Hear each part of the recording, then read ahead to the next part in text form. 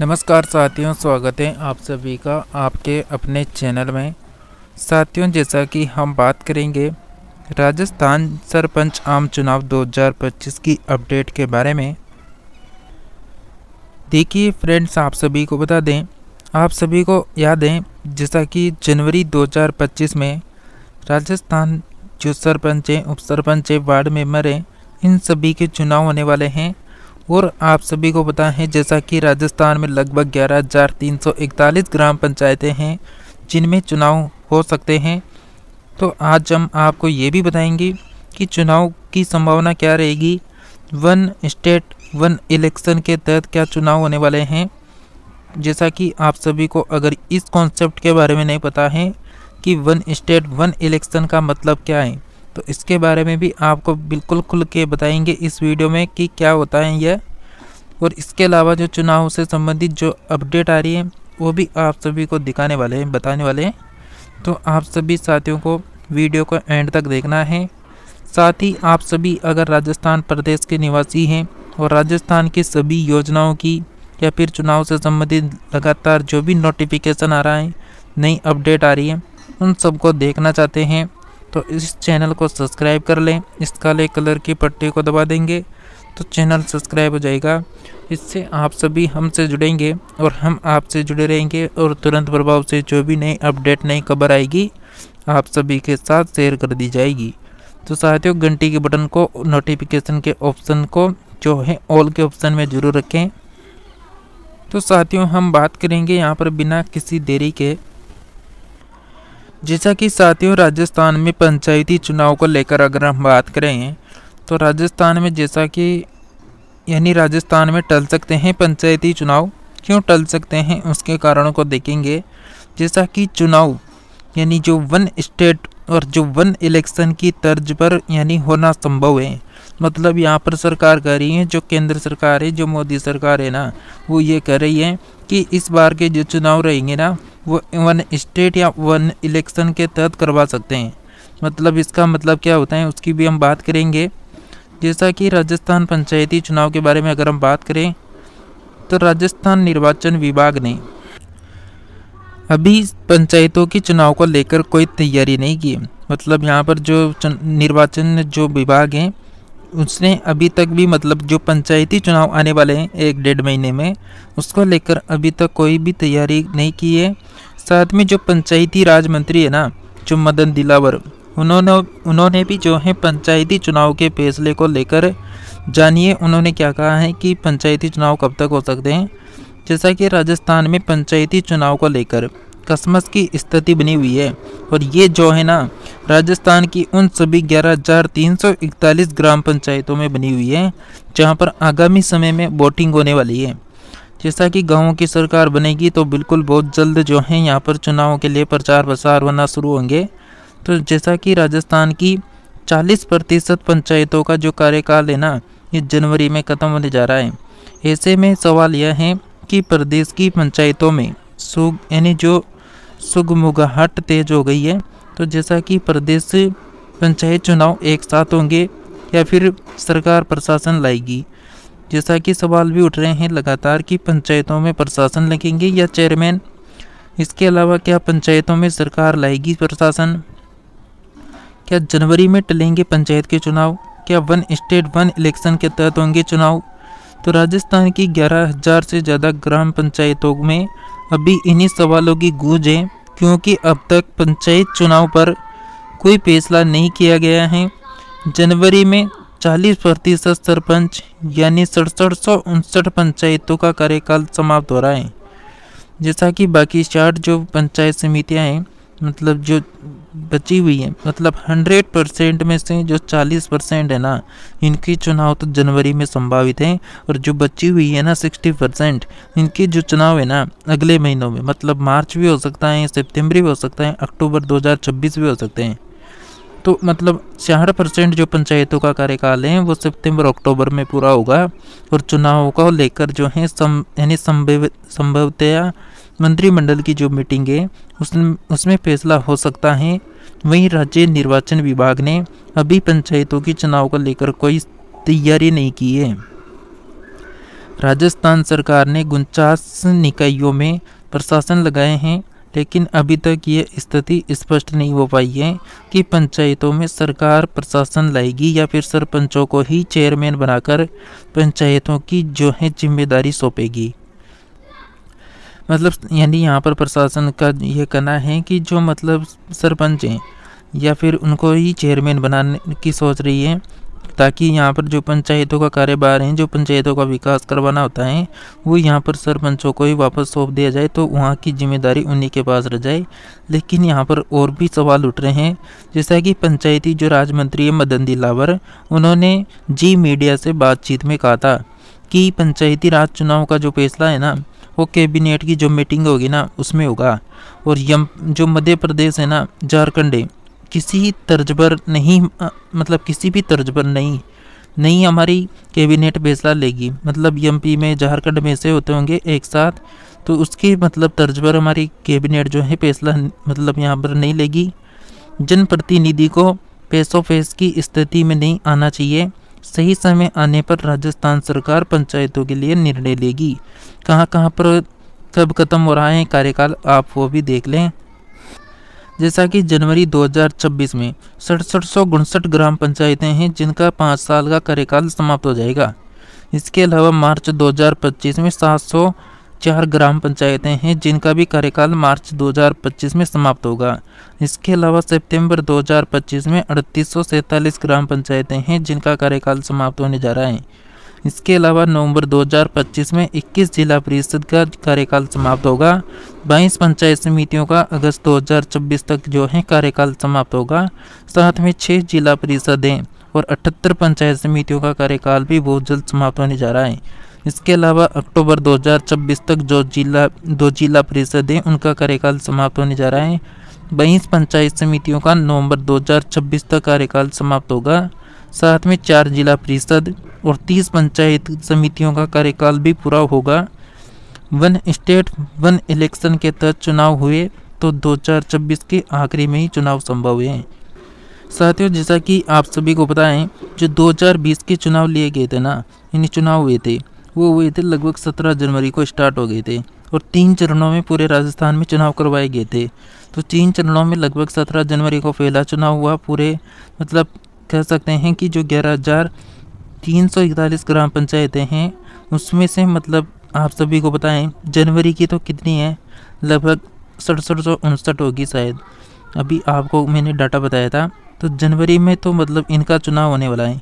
लेकिन यहाँ पर सवाल ये उठता है, जो वन स्टेट वन इलेक्शन की जो यहाँ पर सरकार ने रणनीति बना रखी है, जो यानी प्रस्ताव लेकर आई है मोदी सरकार, उसमें सवाल यही उठ रहा है कि मतलब सभी जो चुनाव है ना, जो मतलब पूरी 11,000 जो 341 ग्राम पंचायतें हैं, इनका चुनाव अलग अलग समय पर न करवाकर एक ही साथ पूरे के चुनाव करवाए जाएं। इसलिए जो है ना, जिनका चुनाव जनवरी में, जिनका कार्यकाल पूरा हो चुका है, उनको भी हो सकता है कि सितंबर अक्टूबर में जिन पंचायतों के चुनाव बाकी हैं, जिनका कार्यकाल सितंबर अक्टूबर 2026 में होगा, मतलब 25 में होगा, तो उनके लिए भी मतलब इंतज़ार हो सकता है। जो कार्यकाल अभी जिनका चल रहा है ना, जनवरी तक ख़त्म होगा, उनको बढ़ाया जा सकता है अगले मतलब सितंबर अक्टूबर तक। अगर ये चुनाव आगे खिसकते हैं तो पूरी संभावना रहेगी जो 11,341 जो पूरी ग्राम पंचायतें हैं ना पूरे राजस्थान की, इनमें मतलब एक साथ चुनाव होंगे। तो एक साथ चुनाव होंगे तो हर 5 सालों के बाद फिर एक साथ ही चुनाव चलते रहेंगे। इससे सरकार का जो बोझ है ना, मतलब जो धन खर्च होता है, जो भी यहाँ पर प्रचार प्रसार में जो भी पैसा लगता है, जो भी यहाँ पर कर्मचारियों की ड्यूटी का पैसा खर्च होता है, वो सभी जो है एक साथ ही मतलब एक साथ यानी खर्च होगा। अलग अलग यहाँ पर जो है जो भी मतलब वोटिंग मशीन होती है, चाहे यहाँ पर ऑफलाइन होते हैं, तो उन सभी का जो है ना मतलब एक तरह से यहाँ पर धन की बचत होगी और जो वो पैसा बचेगा उसका अन्य जगह काम ले सकेंगे। इसके बारे में साथियों, जैसा कि आप सभी को अभी आगे पता चल जाएगा कि क्या रणनीति है आगे, जैसा कि राजस्थान सरकार लेगी अंतिम निर्णय। हालांकि दूसरी तरफ सरपंचों का तर्क है कि मध्य प्रदेश से और जो झारखंड राज्य हैं उनकी तर्ज पर पंचायतों में जब तक चुनाव नहीं होते तब तक जो है कमेटी बनाई जाएगी और इसका चेयरमैन सरपंचों को बनाया जाए। ये यहाँ पर इनका कहना है। इस संबंध में उन्होंने मुख्य सचिव सुधांशु पंत से भी मुलाकात कर अपनी बात रखी। ऐसे में अंतिम निर्णय राजस्थान सरकार को लेना है कि पंचायतों में प्रशासन लगाएंगे या फिर चेयरमैन लगाएंगे। जैसा कि आपको एक और अपडेट बता दें, जैसा कि साथियों पंचायत के चुनाव तो आने वाले हैं, लेकिन इसी बीच में जो है ना आप सभी को बताएं, अब जो है धीरे धीरे मतलब गांव में पंचायतों में जो है सरपंचों के चुनाव को लेकर चर्चा होने लगी है कि कौन कौन यहां पर मतलब खड़ा हो सकता है, कौन कौन सरपंच बनने के लायक है, और यहां पर जो सरपंच बनेगा उसको आगामी समय में कौन कौन सी तरीके से काम करवाएं ताकि उनकी अगर वापस सीट आए, चाहे वह जनरल की हो, EWS की हो, OBC की हो, SC की हो, ST की हो, कोई सी की सीट आएगी उसके अनुसार कैंडिडेट खड़े होंगे और कैंडिडेट उन्हीं को चुना जाएगा जिसकी मतलब कह सकते हैं ना, जिसको ज़्यादा जानते होंगे उस पंचायत में, या फिर कोई ज़्यादा समझदार व्यक्ति होगा जो लगता है कि ये मतलब काम करवा सकता है अपने पंचायत क्षेत्र में, उसको यहाँ पर जो है व्यक्ति आगे करेंगे। जिससे क्या होगा कि आगे जो मतलब समझदार व्यक्ति होगा जो मतलब यहाँ पर लालच का ये नहीं रखता होगा तो उसको आगे रखेंगे, तो उससे ज़्यादा विकास होने की संभावना रहेगी। साथ ही साथियों आप सभी को पता है जैसा कि अभी से जो है प्रचार प्रसार होना शुरू हो चुका है। अभी भी मतलब एक पोस्ट वायरल हो रही है जो आप सभी को बताएंगे, जो मतलब सरपंचों को लेकर है।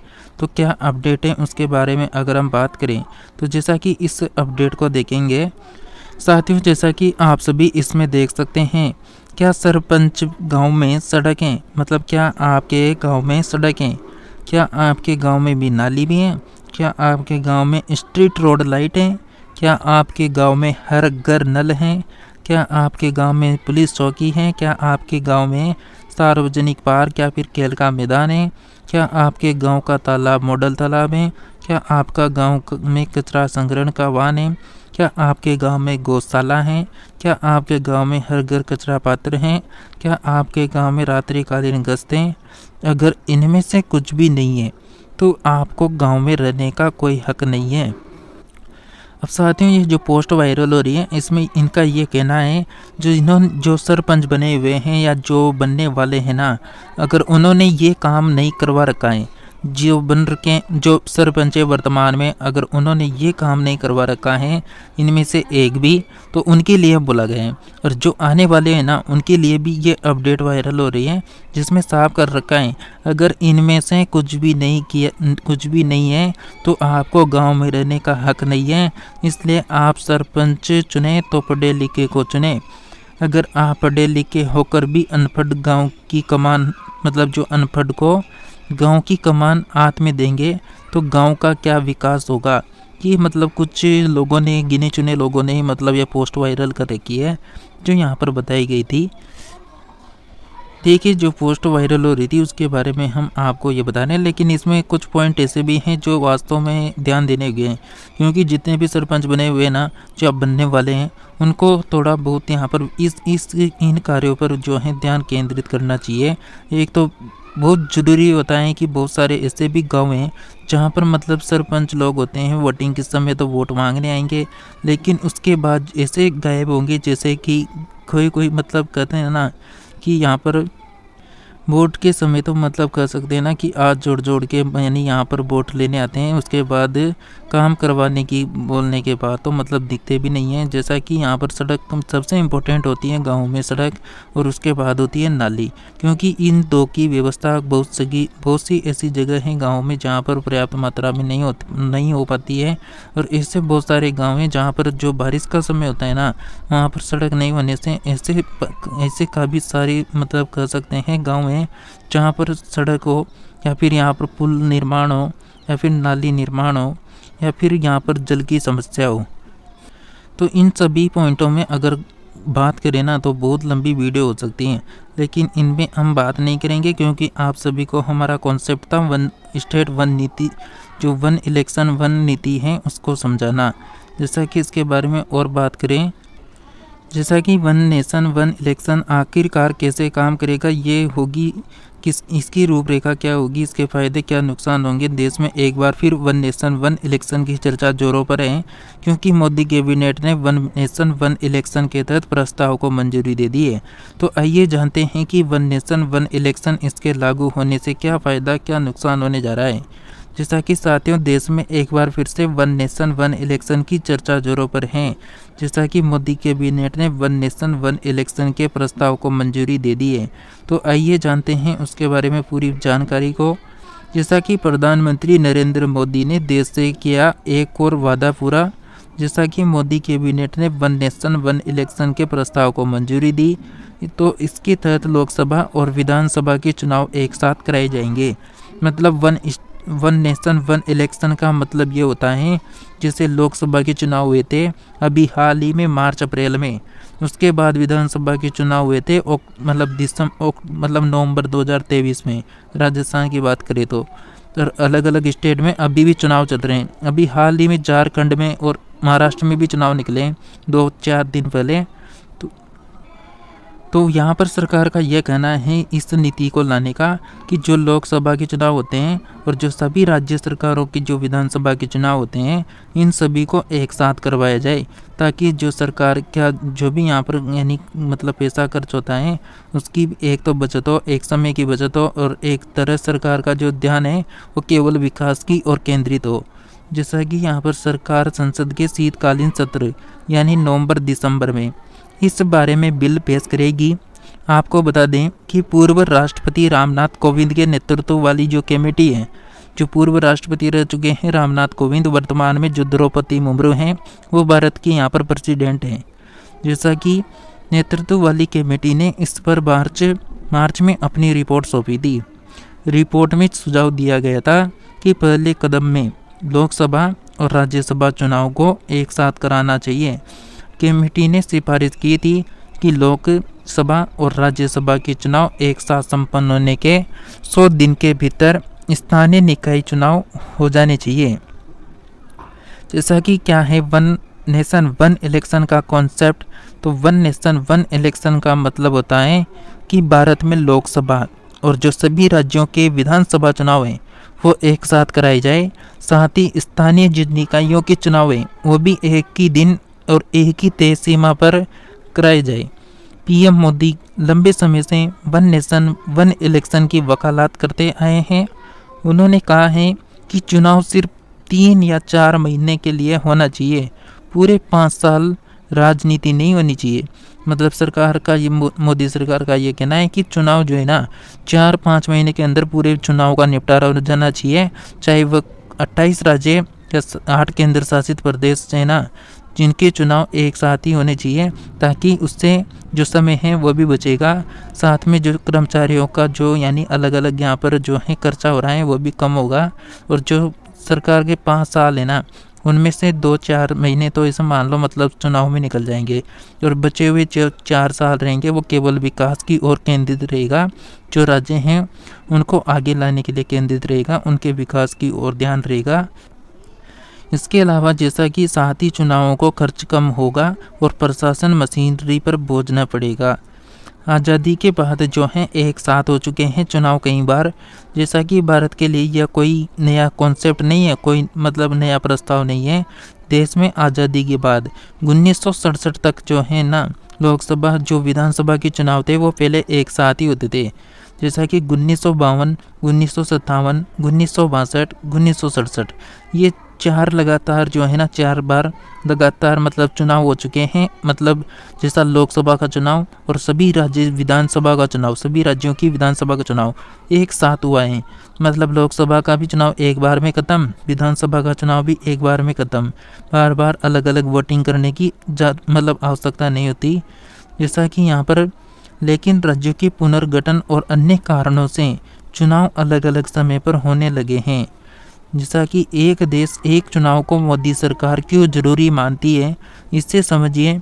इससे जनता को बार बार के चुनाव से एक तो मुक्ति मिल जाएगी, साथ में जो चुनावी खर्च होगा वो भी बचेगा, और वोटिंग परसेंटेज जो है उसमें भी मतलब बढ़ोतरी होगी। हर बार चुनाव कराने पर करोड़ों रुपए खर्च होते हैं, जो कि कम हो सकते हैं। इसके अलावा देश में राजनीतिक स्थिरता लाने में ये अहम रोल निभा सकता है। इलेक्शन की वजह से बार बार नीतियों में बदलाव की चुनौती कम होगी। सरकार बार बार चुनौती मोड में जाने के बजाय विकास कार्यों पर ध्यान केंद्रित कर सकेगी। प्रशासन को भी इसका फायदा मिलेगा। गवर्नेंस पर जोर बढ़ेगा। पॉलिसी पैरालिसिस जैसी स्थिति से छुटकारा मिलेगा। साथ ही अधिकारियों का समय और एनर्जी बचेगी। इसका बड़ा आर्थिक फायदा भी होगा। सरकारी खजाने पर बोझ कम होगा और आर्थिक विकास में तेजी आएगी। रामनाथ कमेटी की सिफारिश पर पूर्व राष्ट्रपति रामनाथ कोविंद की अध्यक्षता वाली एक उच्च स्तरीय समिति ने पहले कदम के तहत लोकसभा और राज्य विधानसभाओं के लिए एक साथ चुनाव कराने की तथा इसके बाद 100 दिनों के भीतर एक साथ स्थानीय निकाय चुनाव कराने की सिफारिश की थी। इस समिति ने अपनी सिफारिशों में कहा कि त्रिशंकु स्थिति व अविश्वास प्रस्ताव या फिर ऐसी किसी भी स्थिति में नई लोकसभा के गठन के लिए नए सिरे से चुनाव कराए जा सकते हैं। समिति ने कहा कि लोकसभा के लिए जब नए चुनाव होते हैं तो उस सदन का कार्यकाल जो है ठीक पहले ही लोकसभा के कार्यकाल के शेष समय के लिए ही होगा। जब राज्य विधानसभाओं के लिए नए चुनाव होते हैं तो ऐसी नई विधानसभाओं का कार्यकाल अगर जल्दी भंग नहीं हो जाए, मतलब लोकसभा के पूर्ण कार्यकाल तक रहेगा। समिति ने कहा कि साथियों की इस व्यवस्था को लागू करने के लिए संविधान का जो आर्टिकल 83 है उसके संसद के सदनों की अवधि, मतलब इस 83 जो आर्टिकल है इसमें दे रखा है सदन के सदनों की अवधि, और आर्टिकल 172 में दे रखा है राज्य विधानमंडलों की अवधि में संशोधन की आवश्यकता पड़ेगी। समिति ने कहा कि इस संवैधानिक संशोधन की राज्यों द्वारा पुष्टि किए जाने की आवश्यकता नहीं होगी। उसने यह भी सिफारिश की कि भारत निर्वाचन आयोग राज्य चुनाव अधिकारियों के परामर्श से एक मतदाता सूची और मतदाता पहचान पत्र तैयार करें। समिति ने कहा कि इस उद्देश्य के लिए मतदाता सूची से संबंधित अनुच्छेद 325 को संशोधित किया जा सकता है। तो साथियों, जैसा कि मैंने आपको बताया कि वन स्टेट वन इलेक्शन के यानी सरपंच के जो चुनाव हैं वो टल सकते हैं, क्योंकि एक साथ अगर सरपंचों के 11,000 लगभग 341 जो ग्राम पंचायतें हैं, अगर उनमें एक साथ चुनाव होते हैं तो पूरे के सभी के चुनाव हैं जनवरी के, तो सभी पंचायतों के चुनाव एक साथ हो सकते हैं क्योंकि आप सभी को पता है जनवरी के जो चुनाव हैं वो डायरेक्ट कहां पर जाएंगे, सितंबर अक्टूबर के चुनाव वालों के साथ, क्योंकि उनका कार्यकाल सितंबर अक्टूबर को समाप्त होगा, तो इनका भी कार्यकाल उसी के साथ समाप्त करेंगे। मतलब जिनकी सरकार पहले बन चुकी थी उनको अतिरिक्त समय मिल जाएगा सरपंच रहने तक का, मतलब उनको 5-6 महीने तक और अतिरिक्त सरपंच रह सकते हैं, और उस कार्यकाल में अगर फिर से वो कोई काम करवा दे उस गांव का जो सरपंच है तो वो जो है मतलब आगामी चुनाव का उसके ऊपर असर पड़ेगा। और साथ ही आप सभी को अगर इस सरपंच चुनाव से लेकर रिलेटेड कोई भी अपडेट देखनी है, कोई भी नई अपडेट पानी है, तो चैनल को सब्सक्राइब करके रखें, पास के घंटी के बटन को ऑल के ऑप्शन में रखें, ताकि आप सभी को सभी अपडेट लगातार पहुंचाई जा सके। तो साथियों, इसी के साथ मिलते हैं नेक्स्ट नई अपडेट में, तब तक के लिए जुड़े रहिए आप सभी हमारे साथ में।